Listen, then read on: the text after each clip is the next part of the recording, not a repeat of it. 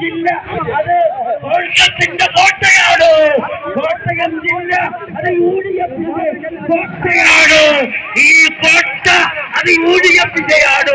കോട്ടയം ജില്ല UDFന്റെ കോട്ടയാണ് എന്ന് ഉറക്കെ പ്രഖ്യാപിച്ചുകൊണ്ട് നേടിക്കൊണ്ട് ഭൂരിപക്ഷത്തോടെ ഇതാ കോട്ടയം ജില്ല കീഴടക്കി കഴിഞ്ഞിരിക്കുന്നു. പ്രിയങ്കരായ ഏഴരപ്പൊന്നാമയുടെ നാടായ ഏറ്റുമാനൂർ കാട്ടുകള്ളൻ വാസവനെ വളർത്തിയെടുത്തുകൊണ്ട് ഇതാ പ്രിയപ്പെട്ട നാട്ടകം സുരേഷ് നിയുക്ത MLA ഇതാ ഗാന്ധി പ്രതിമയിൽ